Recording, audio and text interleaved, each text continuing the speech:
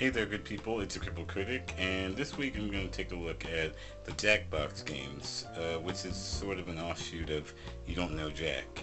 If you're not familiar with the You Don't Know Jack series, it's a trivia game that uses pop culture and comedy. The way that Jackbox games are different is that even though they have You Don't Know Jack included, they also have a variety of other games that come with them, all mostly revolving around trivia questions. The particular version that I'm reviewing is the Jackbox Party Pack 2015 version.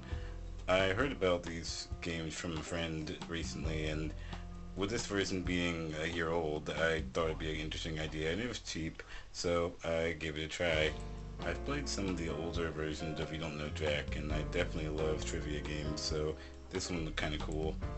One new feature that some of the more modern versions of the Jackbox games, including this one, is the ability to use mobile devices like smartphones and tablets, and I think even laptops, to play with instead of the controller, which allows for more people to play at once. And I thought that was kind of an interesting idea. So talking about the control options is really easy. There are none. Yeah, it turns out there's no options for you to choose from. There's not even an options menu in the game. So disabled gamers are kind of out of luck. There's not even, a way to change the subtitles options or even brightness. Thankfully, the game is pretty simple to play. You're only really using the triangle, circle, square, and X buttons.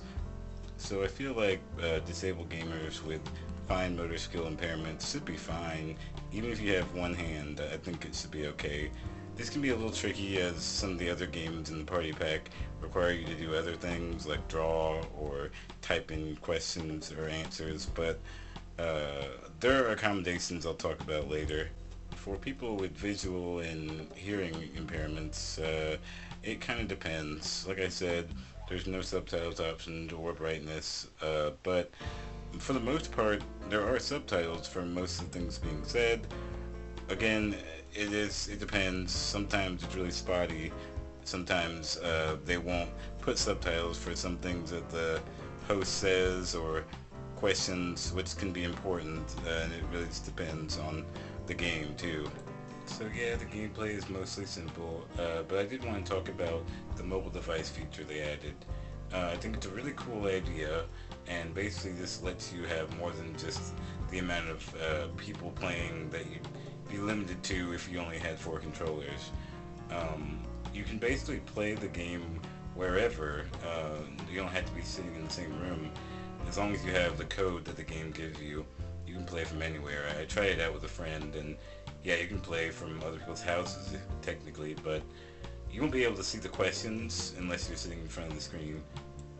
There was one thing that I wanted to warn people about when it came to this feature, because it wasn't exactly obvious. It turns out that if you're playing with more than one person, you kind of have to use mobile devices. You're not able to use the controller.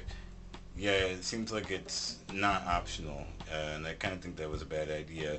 You're sort of having to use only mobile devices, and I think it sucks because people sometimes prefer to use a controller, especially disabled gamers. So even though the mobile device use seemed to be pretty easy once you get the code, I thought it was kind of a bad idea to make it mandatory and not optional. Also, when I tried it with my friend, we used 3 different mobile devices, a tablet and 2 different iPhones. The iPhone that was more modern didn't seem to work, and I don't know if that has to do with the actual device or the game, and it could have just been us, so just fair warning. So finally, I'll give a brief overview of each game in the Party Pack game series, but the first one is You Don't Know Jack, which I talked about before. It's your typical trivia game, mostly multiple choice, with an occasional free entry part or mini game. One thing I forgot about this game when I played it before is that it has an extremely annoying announcer. Hi, I'm Cookie, and I'll be signing autographs at Tom's Bikini Waxing from 8 to 9 next Tuesday. I know this is a very personal view of him, but I just found him really obnoxious, and I thought none of the jokes really landed, which is bad because a lot of times the questions are kind of hinging on his jokes. Each group of questions kind of have like a humorous theme, so that's why it's hard to kind of ignore his humor and jokes. But you can, I guess, mute him sometimes. But again, it's kind of important to hear what he has to say. So yeah, your mileage may vary, but I just found it extremely distracting and made it less enjoyable for me, honestly. So the next game in the pack is called Lie Swatter. It has the player given a number of statements which may be true or false, and then you have to determine which ones are lies and swat them away. I thought this one was probably the most fun. It's a lot more fast-paced, and it's probably the easiest to learn how to play quickly. The next game in the series is called Fibbits. It's a game where you are given 5 randomly selected categories. All the players are presented with an obscure fact with a missing word or phrase. Each player secretly provides the answer to the missing phrase, trying to give an answer that appears legitimate. If the players enter the right answer, the game tells you this, but also encourages you to enter a false answer.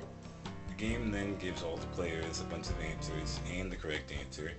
You have to find the correct one. If you do find the correct one, you're given points, but you also are given points if you pick another player's fake answer. At the end of it, the player with the most points wins. As you can tell, this is definitely the most complicated game of the bunch, and it took me a long time to figure out what was going on. Once I played a few rounds, though, I did get the hang of it, and once I figured it out, it was a lot of fun. The answers are really funny, and it's just fun trying to fake out the other person. The next game is called Drawful, and like I said before, it requires you to draw out the phrase without using words.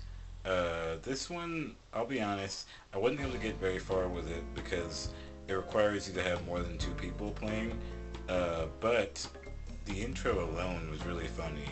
I feel like the worse you are at drawing, the funnier the game will be.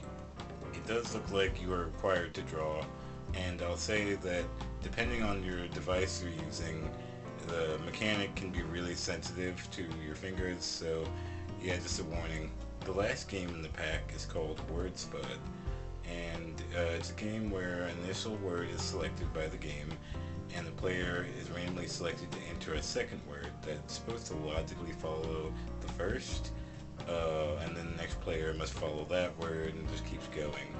This was definitely my least favorite game in the pack.